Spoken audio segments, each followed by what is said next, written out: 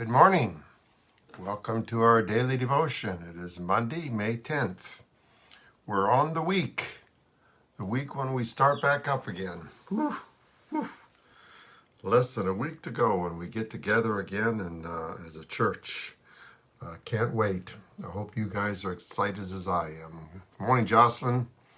We're in Matthew chapter 20. I'm going to be reading quite a few verses here this morning. Let me read the first ones. It says, "Now as Jesus was going up to Jerusalem, he took the 12 disciples aside and said to them, 'We are going up to Jerusalem, and the Son of Man will be betrayed to the chief priests and the teachers of the law. They will condemn him to death and turn him over to the Gentiles to be mocked and flogged and crucified. On the third day he will be raised to life.'" Now, again, Jesus explains to the disciples exactly what has to happen. Morning, John. Morning, Paul. Morning, Lily. Morning, Marcy. Explains again to them exactly what's going to happen to him. That he's going to be arrested by the Jews. He's going to suffer. He's going to die, etc. Tells them again, you think that they would get it, but they just don't get it.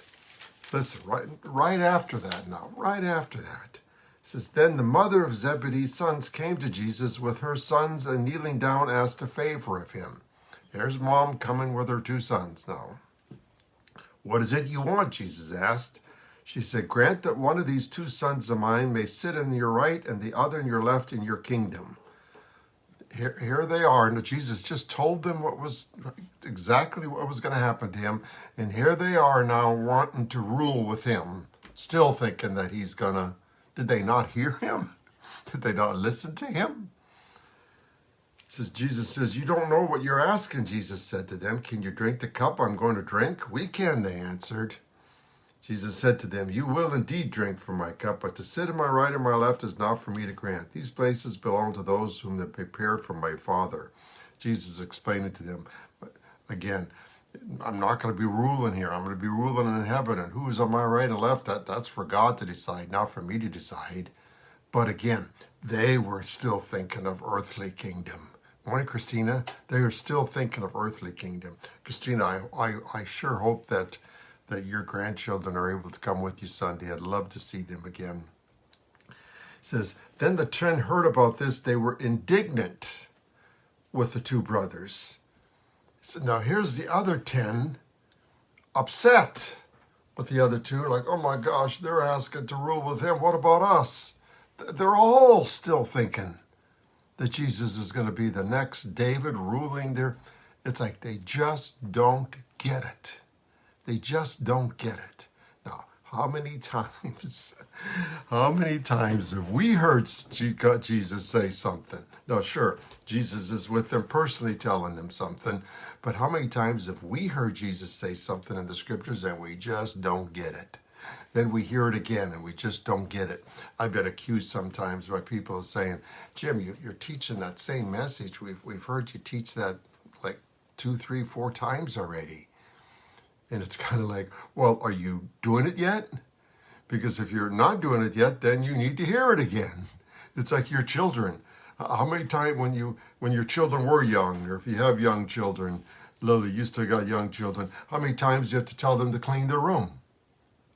Once? Is once enough? You have to keep telling them over and over and over. Well, it's no different with God. He's in His Word. He has to keep telling us over and over and over. Now, here's what He's going to tell us again. You've heard this so many times. You've heard it from me so many times. Now you're hearing it from Jesus again. Here's what Jesus has to say. Jesus called them together. Called us together. Those of you watching this, called you together. Good morning, Ryan. Called you together. Says this. "You know that the rulers of the Gentiles lord it over them, and their high officials exercise authority over them." It says, you know what it's like in the heavenly realm, that the high people rule it over the lower people. Not so with you. Instead, whoever wants to become great among you must be your servant. Here's Jesus saying, you want to be great in God's kingdom? Then you be the servant. And whoever wants to be first must be your slave, just as the Son of Man did not come to be served, but to serve and to give his life as a ransom for many. So Jesus is telling them again now, hey, this is what my kingdom is all about. Okay? So, as Christians now, every one of you watching this are Christians. As Christians, this is what the heavenly kingdom is about. Now, we're not in heaven yet, but this is what God is all about. This is what Jesus is all about. This is what his kingdom is all about. It's nothing like the kingdom here on earth. Here on earth, those that are above rule. They rule over those that are lower. Sometimes they take advantage of those that are over them. I can remember many times when I was in the construction business, seeing other contractors take advantage of their workers. Totally take advantage of them. I can remember this one contractor that would hire day laborers. They would work all day, and then at the end of the day, he would tell them they were lazy and no good, and he wouldn't pay them. Here they worked all day, and he refused to pay them. Taking advantage of that. That's what the heavenly kingdom, that's not what God's kingdom is about. Take that and flip-flop it. Take it and flip-flop it. God's kingdom would be that same owner now, instead of taking advantage of us, serving his workers, serving them, buying them lunch, working alongside of them. God's kingdom is all about serving, and even serving the least. You see, sometimes it's easy to serve our family, to serve our friends, even to serve in our church. It's easier than serving those that don't appreciate it, maybe. Those that maybe don't deserve it, but you serve them anyway. Let me read again. It says, not so with you. Instead, whoever wants to become great among you must be your servant. And whoever wants to be first must be your slave. A slave back then, literally with just doing whatever the master says. Just literally serving one another, putting their needs ahead of your needs, working hard for somebody, for someone, even when they don't appreciate it, doing something without anybody even knowing about it. That's what God's kingdom is about. It would be almost like you getting up in the middle of the night and mowing all your neighbors' lawns for them, and the next morning they all come out and look and say, wow, who did this? And you never tell them that it was you. That's a little bit of what Jesus is saying. It's being a servant.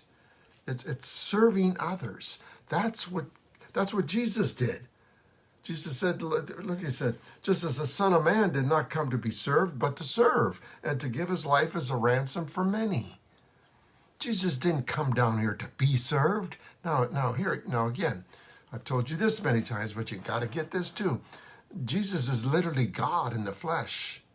The God that created this universe. Good morning, Grace. Good morning, Emma. The God that created this universe and spoke it into existence, a God that is just so beyond our being able to even know or fathom. That God became a human being, suffered and died on the cross for you and I. He served us. Did he have the right to be served? Oh my goodness, he created us. He created everything. Naturally, he has the right to be served, but he chose instead to serve us, and to serve us with everything he had, his life. That's what heaven is like. That's what the kingdom of heaven is like. Totally the opposite of this earthly kingdom. Now, every once in a while, you'll see a mayor or a senator or somebody in politics serving the homeless, maybe, dishing out food to them. Now, that's rare. But when you see that, it kind of catches your, kind of like, wow, he's actually serving homeless people. She's actually serving homeless people. That's taking that role.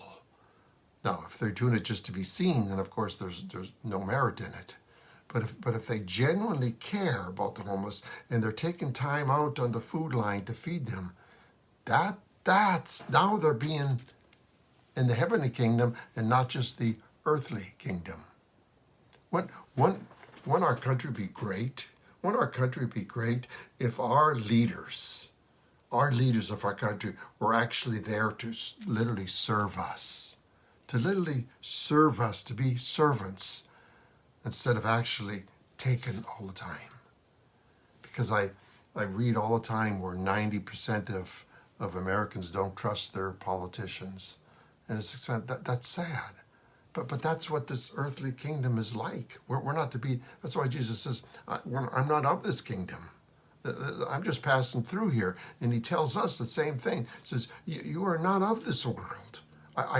Jesus said, I've taken you out of this world. That doesn't mean he died. I've taken you out of this world, out of what this world teaches. I'm taking you out of that, and I'm putting you into my heavenly world to where you follow those teachings, which is what? Being a servant. Oh, I hope you hear this. I hope this kind of like jumped into you this time, because I know I've taught this so many times, you've heard it so many times, but are you doing it? Are you doing it? Are you living a servant life? Are you living a servant life, serving others? Because that's when you're going to have joy in your life. Because God made you in his image. His image is being a servant.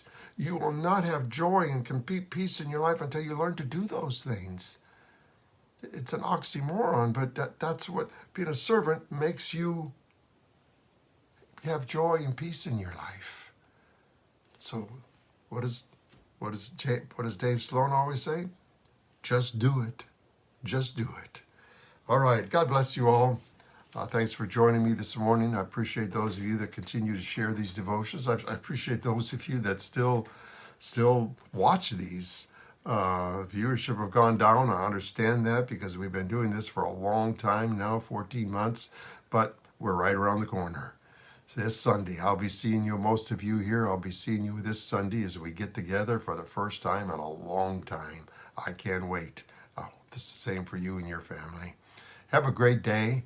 There'll be no message tonight. Got a lot going on here. So I'll see you tomorrow morning at 8 o'clock. God bless you all. Have a great day. See ya.